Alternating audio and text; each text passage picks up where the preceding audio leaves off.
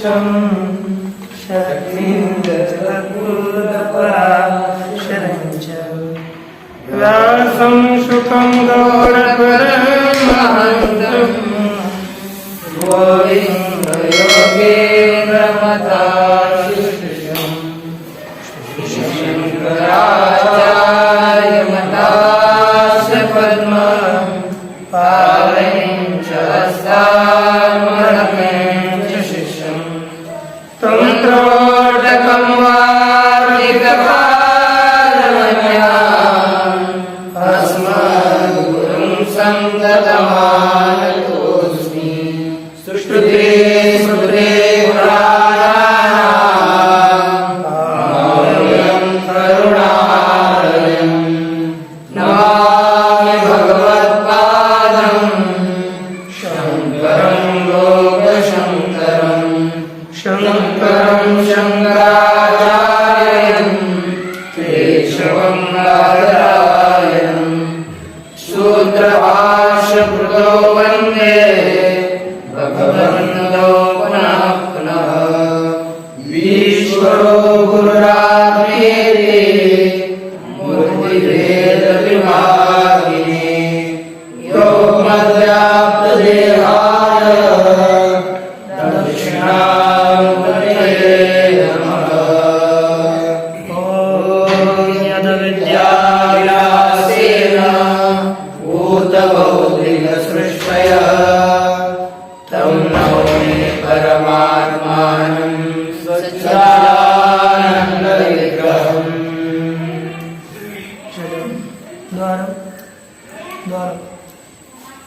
श्री धर्मराजा धुरेंद्र प्रणीत वेदांत परिभाषा के अंतर्गत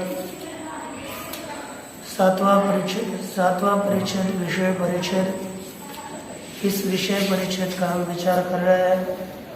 इसका विचार करते हुए यहाँ पर 4 प्रकार के प्रलयों का निरूपण किया गया। वह प्रलय किस तरह से होता है, उस प्रलयों के मत का प्रतिपादन करते हुए उनका क्रम यहाँ पर बताने जा रहे हैं। कहते हैं तस्य इदानीं क्रमो निरूप्यते। तस्य अर्थात उस प्रलय का अब क्रम निरूपण करते हैं, क्रम निरूपण किया जाता है। देखिए, भूतानां भौतिकानां च न कारणलय क्रमेण लयः। भूत हो अथवा भूत से उत्पन्न भौतिक पदार्थ हो, इन्हीं सभी पदार्थों का जिस क्रम से इनकी उत्पत्ति हो गई है उस क्रम से लय नहीं होता। अर्थात आरंभ में आकाश की उत्पत्ति हो गई, उसके बाद वायु की, वायु से तेज की, तेज से जल की, जल से पृथ्वी की, और उस पृथ्वी से अन्य सभी पंचीकृत भूतों से सभी पदार्थों की उत्पत्ति होती है। यहाँ पर उसी क्रम से लय नहीं होता। अर्थात आदि में आकाश का लय, उसके बाद तेज का लय, वायु का लय, उसके बाद तेज का, तेज के बाद जल का, इस क्रम से लय नहीं होता। उलट क्रम से, जिस क्रम से इनकी उत्पत्ति हुई उसके ठीक विपरीत क्रम से लय होता है।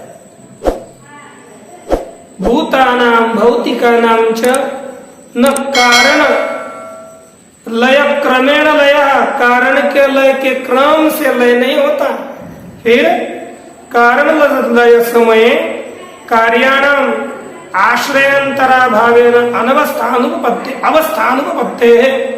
यदि हम पहले आकाश का लय मानेंगे तो कारण का लय होने पर उसके पश्चात जो कार्य है, वायु, तेज इत्यादि, उनकी स्थिति कहाँ होगी?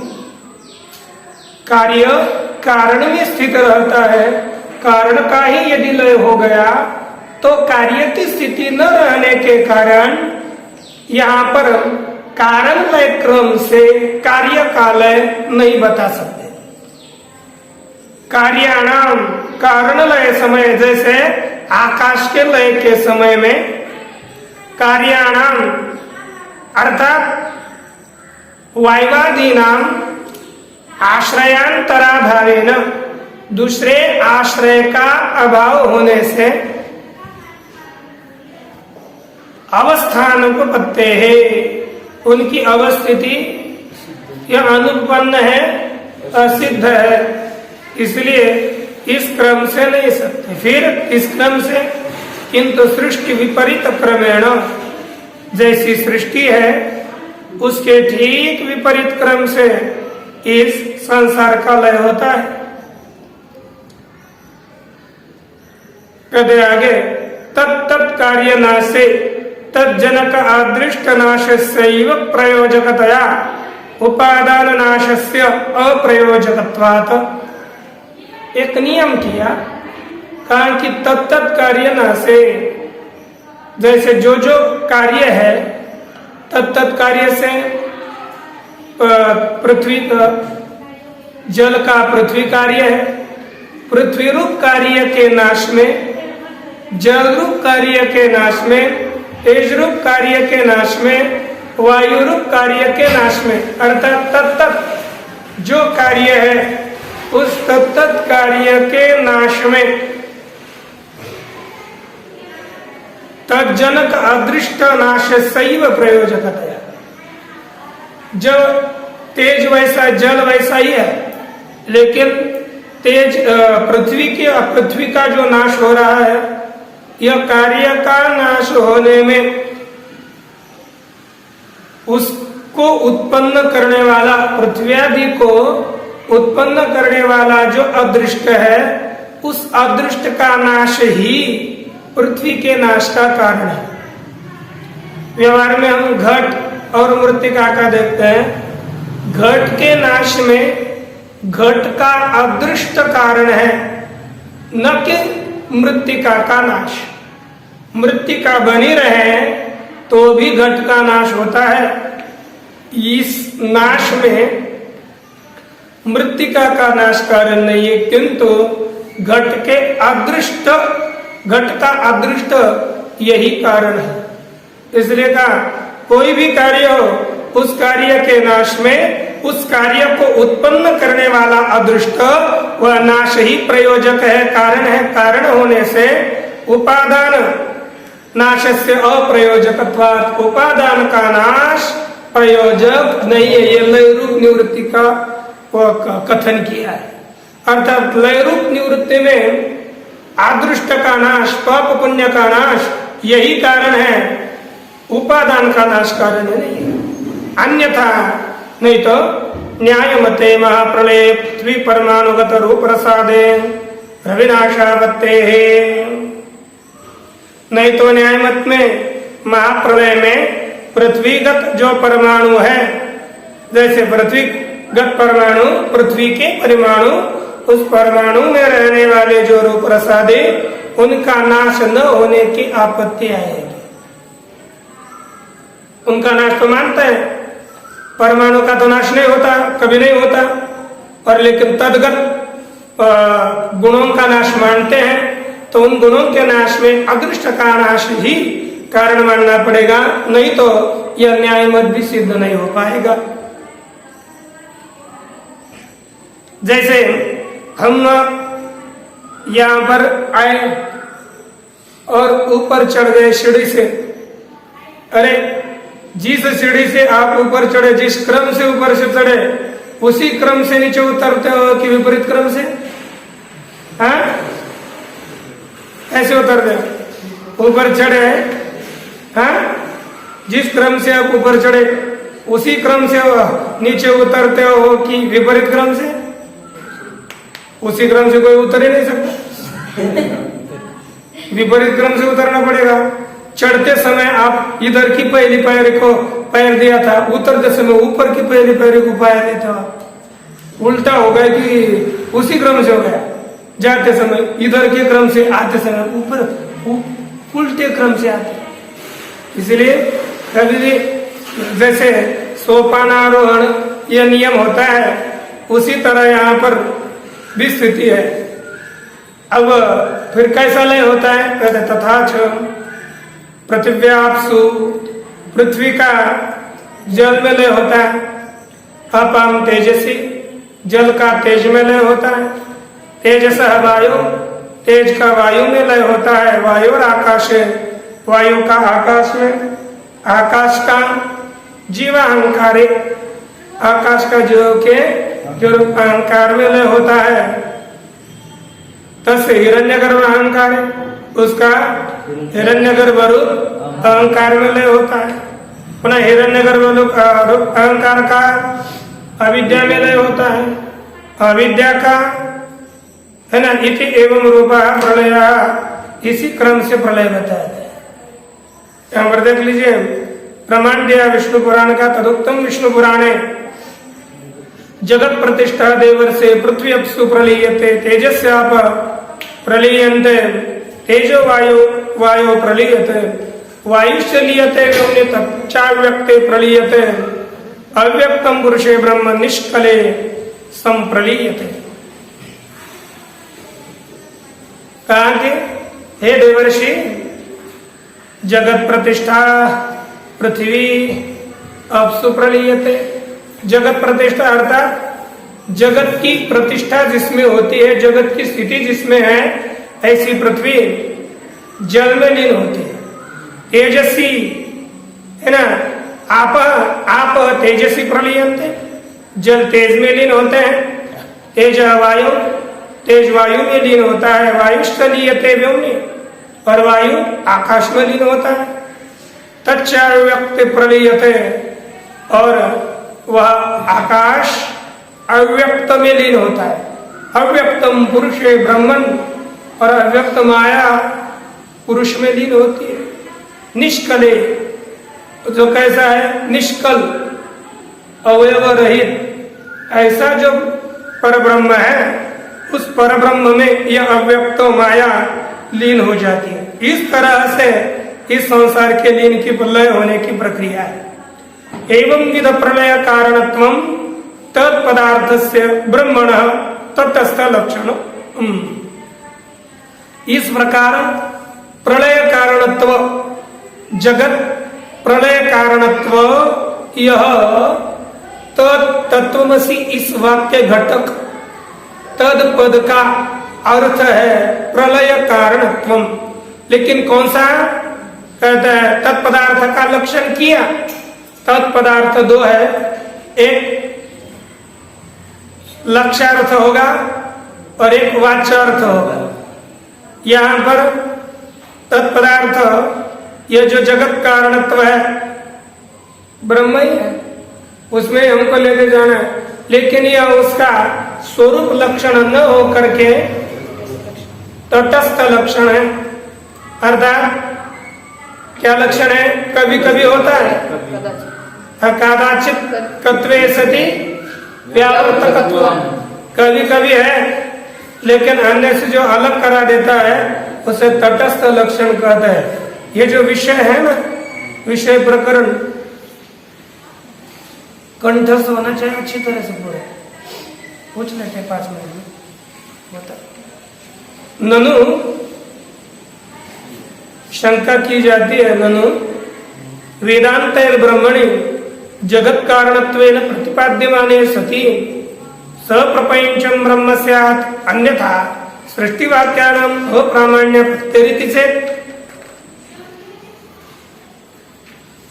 सिद्धांति कहते हैं कि ब्रह्म में प्रपंच होता ही नहीं, ब्रह्म में प्रपंच का आत्यंत अभाव है। यह बार सिद्धांत के दृष्टि से कहा जाता है। यहाँ पर उसके विषय में प्रश्न किया कि ननु वेदांत ही ब्रह्मणि जगत कारणत्वेन प्रतिपाद्यमाने, वेदांतों के द्वारा ब्रह्म में, परमात्मा में जगत कारणत्वेन, ब्रह्म का जगत कारण रूप से प्रतिपादन किए जाने पर सप्रपंच ब्रह्म से, ब्रह्म तो प्रपंच सहित होना चाहिए, निष्प्रपंच नहीं होना चाहिए, सप्रपंच ब्रह्म होगा। नहीं तो यदि ब्रह्म को सप्रपंच न मानेंगे, अन्यथा अर्थ है यदि ब्रह्म प्रपंच सहित न होगा तो सृष्टि वाक्य नाम अप्रामाण्य पत्ते है। सृष्टि वाक्य जगत उत्पादक वाक्य, उस सृष्टि वाक्यों में अप्रामाण्य की आपत्ति आएगी, प्रामाण्य रहितता की आपत्ति होगी। उत्तर इतचे न। ऐसा यदि पूर्व पक्षी कहे तो सिद्धांत कहते हैं आपका कहना ठीक नहीं। क्यों? नहीं सृष्टि वाक्य नाम सृष्टौ तात्पर्य किंतु अद्वितीय ब्रह्मणि एवं। सृष्टि वाक्यों का सृष्टि में, सृष्टि अर्थात जगत, जगत क्या, ये सृष्टि वाक्यों का तात्पर्य सृष्टि में नहीं है तो अद्वितीय ब्रह्म में ही उस सृष्टि वाक्यों का तात्पर्य है। अब नहीं कोई जानता, तब उत्तर समझ में नहीं आया तो पूछने लगा। पूर्व पक्षी कहता है तत्प्रतिपत्तौ कथम सृष्टि उपयोग। ब्रह्म के प्रतिपत्त में, ब्रह्म के ज्ञान में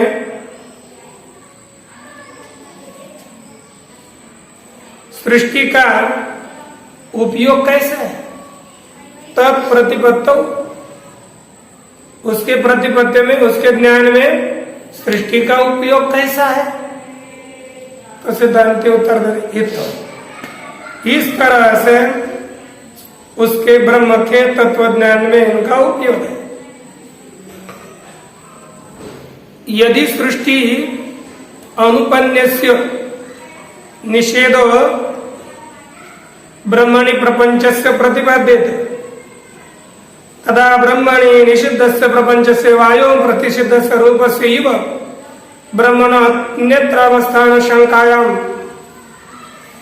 न निर्विचिकित्सम अद्वितीयत्वं प्रतिपादितं स्यात् तथा सृष्टि वाक्यात् ब्रह्मोपादेय सृष्टि ब्रह्मोपादेय त्वज्ञाने सत्युपादानं विना कार्यस्य अन्यत्र सद्भाव शंकायां निरस्तायां नेति नेति इत्यादीनां ब्रह्मण्यपि तस्य असत्त्वोपादने प्रपंचस्य तुच्छत्वावगमे निरस्ताखिल द्वैत विभ्रम खंडम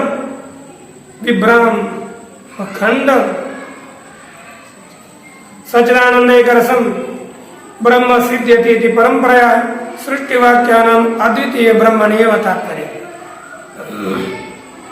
यदि हम सीधे ब्रह्म का निरूपण करने चले और कहने लगे कि ब्रह्म में प्रपंच नहीं है, ऐसा प्रतिपादन करने चले तो क्या होगा?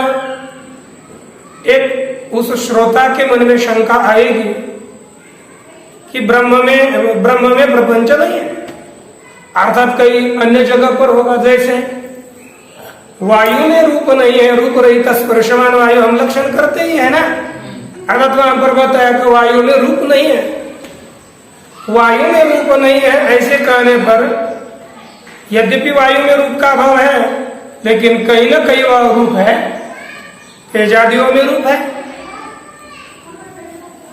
होता है कि नहीं? जिस तरह से यहाँ पर वायु में रूप न होकर के अन्यत्र रूप है तो सत्य वास्तविक रूप है, लेकिन वह वायु में नहीं है। वैसे ही सत्य वास्तविक प्रपंच है, लेकिन वह ब्रह्म में नहीं है, अन्यत्र है। ऐसी धारणा श्रोता की हो जाएगी। ऐसी धारणा न हो इसलिए कहा पहले ब्रह्म से ही उसकी उत्पत्ति माननी पड़ी। ब्रह्म से उत्पत्ति बताई गई। अब जिससे उत्पत्ति हो गई है प्रपंच की, यदि वह उसमें ही नहीं है तो अर्थात मिथ्या ही है। जैसे रज्जु में सर्प की उत्पत्ति हो गई, रज्जु में सर्प की उत्पत्ति हो गई, उसी रज्जु में सर्प का निषेध हो रहा है, अर्थात हाँ, कारण के बिना अन्यत्र तो हो नहीं सकता, कारण तो रज्जु ही है सर्प की। तो रज्जु में ही वस्तुतः रज्जु का तात्पर्य है रज्जु अवच्छिन्न चैतन्य। क्या है? रज्जु अवच्छिन्न चैतन्य। लेकिन हम सामान्य व्यवहार के लिए रज्जु कहते हैं। प्रपंच यह सर्प यह रज्जु में है, रज्जु में बताएंगे, अर्थात रज्जु अतिरिक्त अन्यत्र प्रपंच नहीं है, प्रपंच की अन्यत्र स्थिति नहीं है, रज्जु में ही प्रपंच है। सर्प है, रज्जु से ही उत्पत्ति हो गई है और कारण के बिना कार्य की स्थिति नहीं होती, इसलिए रज्जु अतिरिक्त सर्प हो नहीं सकता और रज्जु में ही रज्जु से उत्पन्न होने कारण अन्यत्र हो नहीं सकता और रज्जु में उसका अत्यंताभाव है, अर्थात सर्प मिथ्या है, ऐसा ही मानना पड़ता है। उसी तरह प्रपंच की स्थिति है, ब्रह्म से ही प्रपंच की उत्पत्ति है और ब्रह्म में ही उसका अत्यंताभाव है, अर्थात यह जो प्रपंच उत्पन्न हुआ वो मिथ्या है, वास्तविक इसका कोई स्वरूप नहीं है। देखिए एक कहते, यदि सृष्टिम अनुपन्यस्य, सृष्टि का उपन्यास प्रतिपादन न करके निषेधो ब्रह्मणि प्रपंच से प्रतिपद्यते, सृष्टि अर्थात उत्पत्ति का प्रतिपादन न करके ब्रह्म में प्रपंच के निषेध का ही प्रतिपादन किया जाए तो तदा, यानी तो मराठी में तर, यदि तर ब्रह्मणि निषिद्धस्य प्रपंचस्य, ब्रह्म में निषेध किए गए प्रपंच का वायु प्रसिद्धिस्य रूपस्यैव, वायु में निषेध किए गए रूप की तरह ब्रह्मणा अन्यत्र अवस्थान शंकायाम, अब जैसे वायु में निषेध किया गया रूप अन्यत्र जलादियों में होता है, उसी तरह ब्रह्म में निषेध किए गए प्रपंच की अन्यत्र अवस्थिति, अन्यत्र स्थिति है, ऐसी शंका हो जाने पर न निर्विचिकित्सम अद्वितीयम,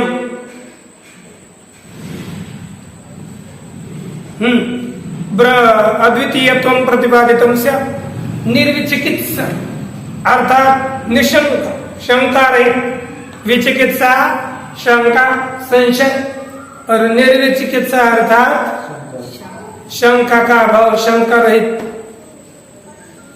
शंका रहित ब्रह्म अद्वितीय है ऐसा प्रतिपादित कथित कभी न होता।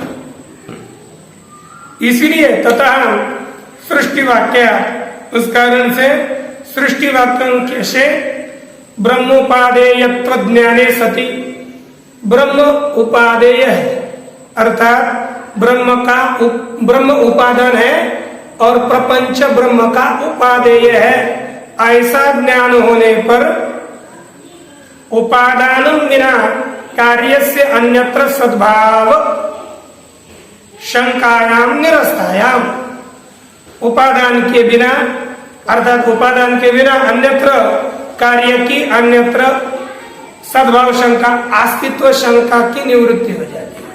अर्थात जो उपादान है, उपादान से अतिरिक्त कार्य की स्थिति नहीं होती। यदि शंका हो गई कि उपादान से अतिरिक्त भी कार्य की स्थिति होती है, इस तरह की जो शंका, उस शंका की निवृत्ति हो जाने पर है ना, अब अतिरिक्त ब्रह्म से अन्य जगह पर प्रपंच है ये कोई नहीं कर सकेगा, ब्रह्म में ही प्रपंच यही कहना पड़ेगा। ब्रह्मातिरिक्त इस प्रपंच के स्थिति का, प्रपंच का अस्तित्व है, ऐसे शंका का निराश होने पर उसके बाद हम निषेध करेंगे नेति नेति इत्यादि नाम ब्रह्मणि अपि तस्य सत्वोपादन है, अन्यत्र प्रपंच नहीं है, ये निश्चित हो गया। अब ब्रह्म में था, उसे उत्पत्ति हो गई, तो वहां पर भी नेति नेति इत्यादि वाक्यों के द्वारा इत्यादि नाम ब्रह्मणि अपि असत्व तस्य असत्वोपादने, ब्रह्म में भी उस प्रपंच का असत्व प्रतिपादन करने पर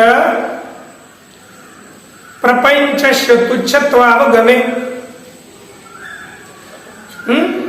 प्रपंच में तुच्छत्व का ज्ञान होने पर, अब तुच्छत्व का ज्ञान होगा ना, जहां दिखा वहां पर भी नहीं है, अन्यत्र तो हो नहीं सकता, और जहां पर दिखा वहां पर भी नहीं है, तो अर्थ ये तुच्छ था, मिथ्या था।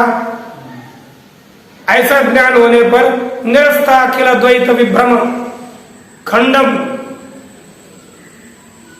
अरे अखंडम विभ्रमम, अखंडम ऐसा भी कर सकते थे।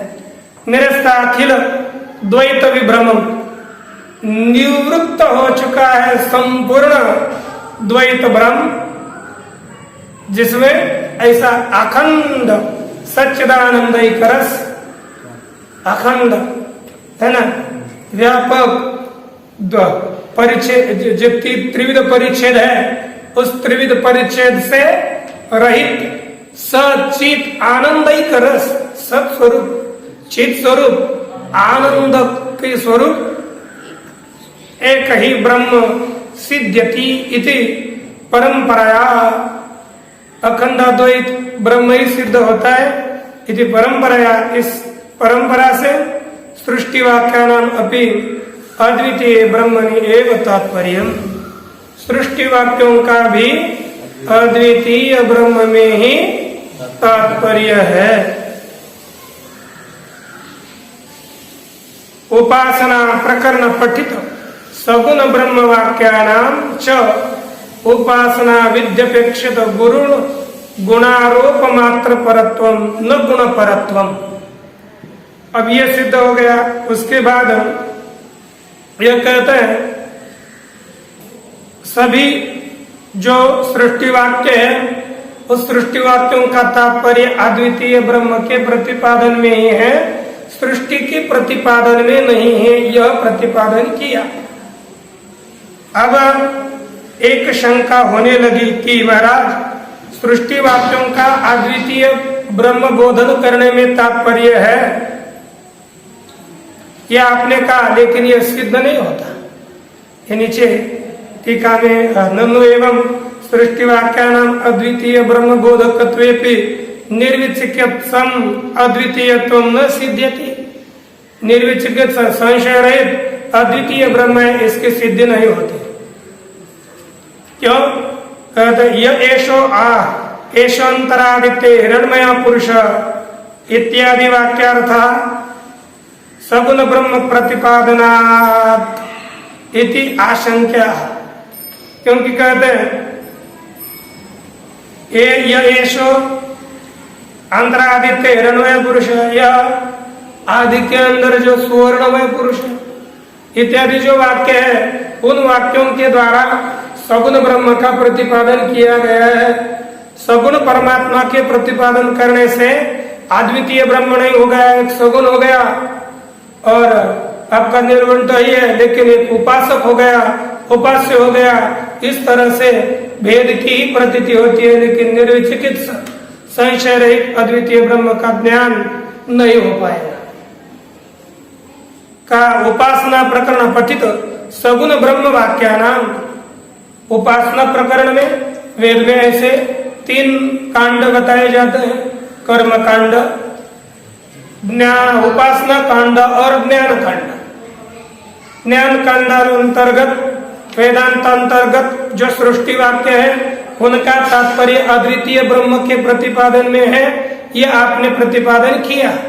लेकिन बचे पीछे के 2 कांड है, उसमें एक उपासना कांड आता है, तो उस उपासना प्रकरण में पढ़े गए जो सगुण ब्रह्म के प्रतिपादक वाक्य है, उन वाक्यों का उपासना विद्यापेक्षित गुणारोप मात्र परत्व, वे उपासना अपेक्षित हो गए ना, तो सिद्धांत कहते हैं उपासना विधि के लिए वे जो वाक्य हैं वो वाक्य किम परक है, उनका तात्पर्य किसमें है। सिद्धांत कहते हैं उपासना विधि के लिए अपेक्षित क्या है?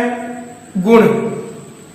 किसी व्यक्ति में गुणों का आरोप करेंगे तो भले ही मूर्ख है, लेकिन लोग कहेंगे अरे बोलते ना ये बहुत बड़े पंडित है, बहुत अच्छे आदमी है। ये केवल गुणों के आरोप मात्र से भी लोगों की उसमें भावना होती है, जानते कुछ नहीं है, लेकिन अपने आप को मानना और दूसरों ने उनको थोड़ी बढ़ाई देना, स्तुति करना, ये तावत मात्र से ही लोगों की उस व्यक्ति के विषय में सद्भावना प्रीति होती है। वास्तविक नहीं होती, लेकिन ये गुण किसके लिए होते हैं उसके विषय में हमारी प्रीति निर्माण हो जाए। उपासना विधि के लिए अपेक्षित गुण मात्र का आरोप करना इतना ही इन उपासना विधि वाक्यों का तात्पर्य है। उपासना विधि के लिए अपेक्षित गुणारोप मात्र परत्वम, केवल गुणों के आरोप मात्र परक उपासना प्रकरण पठित सगुण ब्रह्म वाक्य है। न गुण परत्वम, उनमें गुण परत्व नहीं, वे गुणों के ही प्रतिपादन के लिए आए, ऐसा नहीं। गुणों का प्रतिपादन करना ही उनका तात्पर्य यह है, यह नहीं। वे तो वाक्य बस उपासना विधि के लिए अपेक्षित गुणों के आरोप मात्र परक वे वाक्य है। निर्गुण प्रकरण पठितानां सगुण वाक्यानां तु निषेध वाक्यापेक्षित निषेध्य संपादकत्वेन विनियोग इति न किंचित अपि वाक्यम अद्वितीय ब्रह्म प्रतिपादनेन विरुध्यते। ये सगुण ब्रह्म का प्रतिपादन किया, प्रतिपादन करने वाले जो उपासना वाक्य है उनका कथन किया, लेकिन जो निर्गुण ब्रह्म के प्रतिपादन करने वाले वाक्य है उनके विषय में भी कहते हैं निर्गुण प्रकरण पठितानां, निर्गुण प्रकरण में पढ़े गए जो वाक्य हैं सगुण वाक्यानां, निर्गुण प्रकरण में पढ़े गए सगुण वाक्यों का तो निषेध वाक्यापेक्षित, फिर ठीक है निर्गुण के वाक्य में सगुण, निर्गुण के प्रकरण में सगुण ब्रह्म की प्रतिपादक वाक्य तो नहीं होने चाहिए, लेकिन होते हैं। वहां के वाक्यों का क्या तात्पर्य है? कहते उधर का वाक्यों का तो बहुत सीधा सीधा तात्पर्य है, क्योंकि निर्गुण में ज्यादा निषेध किया जाता है। निषेध करना है तो प्राप्ति पूर्वक ही निषेध होता है। प्राप्तो सत्यम निषेध, इस न्याय से यदि किसी गुण की प्राप्ति हो तो उसका बाद में निषेध करेंगे। इसलिए उनका तो निषेध में निषेध्य रूप से उन गुणों का अन्वय करने के लिए भी वाक्य है, समझो। क्या कहते आगे, निर्गुण प्रकरण पठितानां सगुण वाक्यानां, निर्गुण प्रकरण में पठित सगुण वाक्यों का तो निषेध वाक्यापेक्षितो, निषेध वाक्यों के लिए अपेक्षित निषेध्य, जो निषेध करने योग्य उसके संपादकत्वेन, उसका संपादन करने के रूप से विनियोग, उन गुणों का, उन वाक्यों का विनियोग निषेध्य के संपादन में विनियोग है। निषेध्य के कथन करने में उन वाक्यों का विनियोग है। न किंचित अपि वाक्यम अद्वितीय ब्रह्म प्रतिपादनेन विरुध्यते, कोई भी वाक्य अद्वितीय ब्रह्म के प्रतिपादन से विरोधी नहीं होता, विरुद्ध नहीं होता, यह कथन किया। इस तरह से अद्वितीय ब्रह्म का प्रतिपादन करना हो तो कोई भी वाक्य विरोधी नहीं है, यह सिद्धांति का कहना है।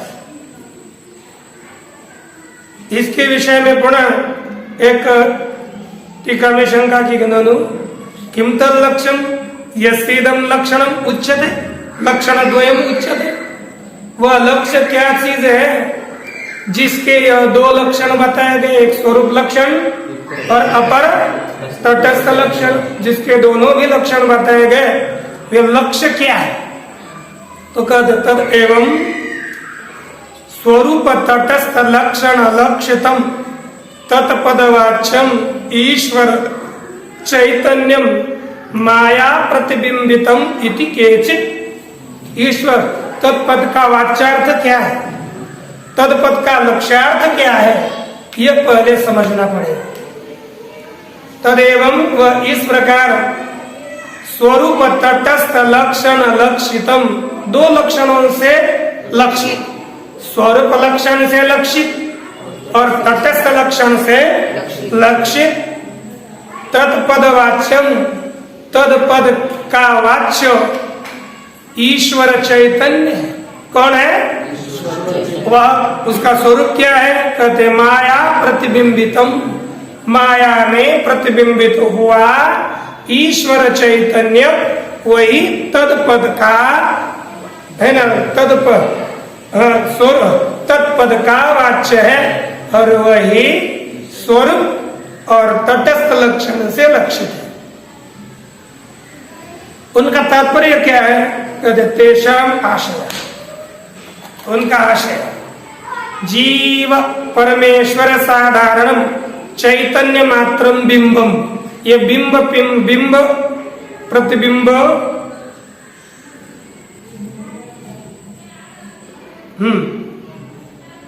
बात क्या कहते? चैतन्य जीव परमेश्वर साधारणम चैतन्य मात्रम बिंब, एक केवल चैतन्य, जीव और परमेश्वर इन दोनों में समान रीति से रहेगा, उन दोनों के लिए समान एक जैसा चैतन्य मात्र वो बिंब है। क्या है? चैतन्य मात्र यह बिंब है। वह जीव अंतकरण में भी प्रतिबिंबित होगा और माया में भी प्रतिबिंबित होगा, वह केवल चैतन्य एक बिंब मात्र है। तस्यैव बिंबस्य अविद्यात्मिकायां मायायां प्रतिबिंबम ईश्वर चैतन्यम, उसी बिंब रूप ब्रह्म रूप चैतन्य समझो, ब्रह्म ही बिंब है और उसी चैतन्य का अविद्या रूप जो माया है, उस माया में प्रतिबिंब पड़ना, प्रतिबिंब जो ईश्वर चैतन्य, वही ईश्वर चैतन्य, माया में पड़ा हुआ प्रतिबिंब ईश्वर चैतन्य है। और अंतकरणेश प्रतिबिंबम जीव चैतन्यम, अंतकरणों में प्रतिबिंबित चैतन्य जीव चैतन्य है। इस तरह से द्विविध चैतन्य, वो कौन सा? प्रतिबिंब रूप चैतन्य दो प्रकार का होगा। प्रतिबिंब दो, अंतकरण में पड़ा हुआ प्रतिबिंब और कहां पर? एकाग्रता से होना चाहिए, है ना। एक डबके में पड़ा हुआ चैतन्य और एक कुर्सी में पड़ा हुआ चैतन्य, फिर माया में पड़े प्रतिबिंबित चैतन्य को क्या कहते हैं? ईश्वर के। और अंतकरण में पड़े हुए प्रतिबिंब को जीव चैतन्य कहते हैं। ये होना चाहिए। इसके बाद देखिए, इसलिए एक श्रुति प्रमाण दिया, कार्योपाधिरयम जीव कारणोपाधिरीश्वर। ये जो सब कुछ संसार है, यह संसार कार्य है और माया यह कारण है संसार का। और उस माया से उत्पन्न हुए अंतकरणादि यह कार्य है। उस कार्य में अंतकरण में और अंतकरण उपाधि वाला जीव है और माया उपाधि वाला ईश्वर है। कारण हो गए माया, कार्य हो गया अंतकरण, क्या है ना, कारण हो गई और कार्य हुआ। मैं अभ्यास कर रहा था कि सुन भी नहीं, एकाग्रता से सुनता भी नहीं, ऐसे थोड़ा होता है। इसको पहले बताया था, इसको बंद करो। इसको आशय, उनका आशय ऐसा है, एकम चाहिए ना, नहीं, कार्योपाधिरयम जीव कारणोपाधिरीश्वर, यह श्रुति है। एतन्मते जलाशयगत शरावगत श्रुति प्रतिबिंबयोरिव जीव परमेश्वरयोर भेदः। जैसे इन मत में ये जीव चैतन्य का और ईश्वर चैतन्य का भेद किस तरह से है? कहते जैसे एक जलाशय है, अर्थात बड़ा तालाब है। क्या है जलाशय का अर्थ? अच्छा। और शराव अर्थात एक मिट्टी का पात्र, मिट्टी का पात्र है, उसमें शराब परण इत्यादि बर्तन होते हैं मिट्टी के बनाए हुए पुराने काल में। एक जलाशय में पड़ा हुआ और शराब मिट्टी के पात्र में पड़ा हुआ सूर्य का जो प्रतिबिंब है, उस दोनों सूर्यों के प्रतिबिंब जैसे अलग अलग है तो सूर्य के प्रतिबिंब, लेकिन एक विशाल उपाधि में पड़ा हुआ है और एक संकुचित उपाधि में पड़ा हुआ है। इस दोनों प्रतिबिंब की तरह इन दोनों का भेद है।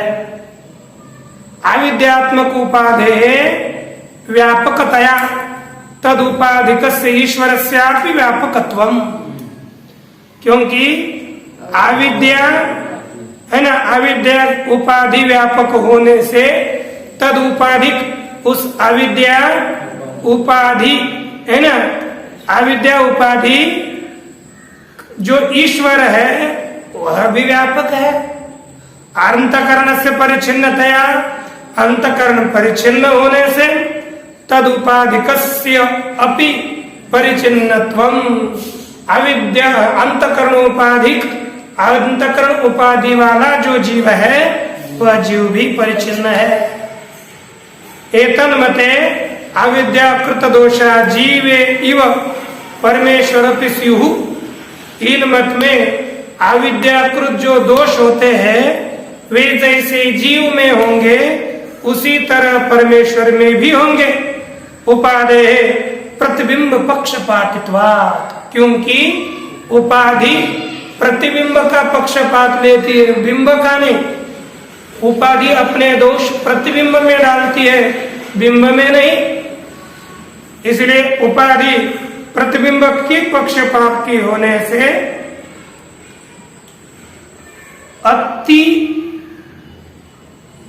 इति अस्वरसाद इति लिखा, प्रतिबिंब पक्षपातित्वादीति अस्वरसादीति होना चाहिए वहां पर। इति लिखो इति अस्वरसाद, इस तरह अस्वारस्य से बिंबात्मकम ईश्वर चैतन्यम इति अपरे। दूसरे लोग कहते हैं बिंबात्मक ही ईश्वर चैतन्य, बिंब समझो ईश्वर चैतन्य और प्रतिबिंब समझो जीव। इसलिए दोनों को भी प्रतिबिंब नहीं माना जाता। एक मत में माना जाता है और एक मत में नहीं माना जाता। एकनाथ महाराज जी का जो प्रमाण है वो पहले मत को पकड़कर चला। जीव शिव दोनी हरि रूपी तरंग अभंग निर्णो हरि, है ना। हरि अर्थात परब्रह्म परमात्मा, वह सिंधु है अर्थात समुद्र की तरह है, और जीव और शिव ये दोनों उस हरि में आए हुए तरंग की तरह है। जीव अर्थात जीव, शिव अर्थात ईश्वर, हरि अर्थात परब्रह्म। यह वहां पर इनका, इन दूसरे मत का एक आशय है। क्या कहता है कि एकमेव चैतन्यम बिंबत्वाक्रांतम ईश्वर चैतन्य, एक ही चैतन्य बिंब रूपता को प्राप्त हो गए वही ईश्वर चैतन्य है। प्रतिबिंबत्वाक्रांतम, प्रतिबिंबत्व से युक्त जो चैतन्य है वही जीव चैतन्य है। प्रतिबिंब जीव चैतन्य और बिंब ईश्वर चैतन्य। ये कौन सा वाद है? बिंब प्रतिबिंबवाद है। पहला आभासवाद लेकर चल रहे थे, दूसरा बिंब प्रतिबिंबवाद है। बिंब प्रतिबिंब कल्पनोपाधि ही च एक जीववादे अविद्या। बिंब प्रतिबिंब कल्पना की उपाधि। एक जीववाद में अविद्या है, दो है, एक जीववाद और अनेक जीववाद। अनेक जीववाद में बिंब और प्रतिबिंब की इसकी एक उपाधि चाहिए, प्रतिबिंब उपाधि में ही पड़ता है, इसलिए जीव एक जीववाद में बिंब प्रतिबिंब की उपाधि है कौन? ईश्वर। अविद्या ही उपाधि है। अनेक जीववाद में अंतकरणानि एवं, अनेक जीववाद में अंतकरण उपाधि है। अविद्या अंतकरण उपाधि प्रयुक्तो जीव पर भेद। अविद्या अंतकरण रूप उपाधि से प्रयुक्त जो जीव और परमात्मा, इन दोनों का भेद होता है ना? जीव और परमात्मा इनका भेद होता है। उपाधिकृत दोषाश्च प्रतिबिंबे जीवे एवं वर्तन्ते। उपाधिकृत दोष प्रतिबिंब जीव में ही है, न तो बिंबे परमेश्वर है। बिंब रूप परमात्मा में उपाधिकृत दोष नहीं है। उपाधि प्रतिबिंब पक्षपातित्वात्, उपाधि या कभी भी प्रतिबिंब का ही पक्ष लेती है। बिंब रूप जो ईश्वर, उसमें इसका कोई भी संबंध नहीं है। एतन्मते च गगन सूर्यस्य जलादौ भासमान प्रतिबिंब सूर्यस्य इव जीव परमेश्वरयोर भेदः। इस मत में क्या भेद है? जैसे गगनगत सूर्य, उसका ही जल में प्रतिबिंब होता है ना? गगनगत सूर्य का जल में प्रतिबिंब होता है, और गगनगत सूर्य और जल में प्रतिबिंबित सूर्य यह जैसे अलग है, उसी तरह जिसका प्रतिबिंब होता है वो ब्रह्म, और जिसमें प्रतिबिंब पड़ा अंतकरण, अंतकरण में जो प्रतिबिंबित चैतन्य है वह जीव, और जिसका प्रतिबिंब पड़ा वह ईश्वर। यह समझना चाहिए। जैसे सूर्य ईश्वर स्थान में और जल में पड़ा हुआ प्रतिबिंब जीव स्थान में है, इस तरह से इस दूसरे मत में माना जाता है। ये इनका आशय है। इसके बाद कल विचार करेंगे हम। पूर्ण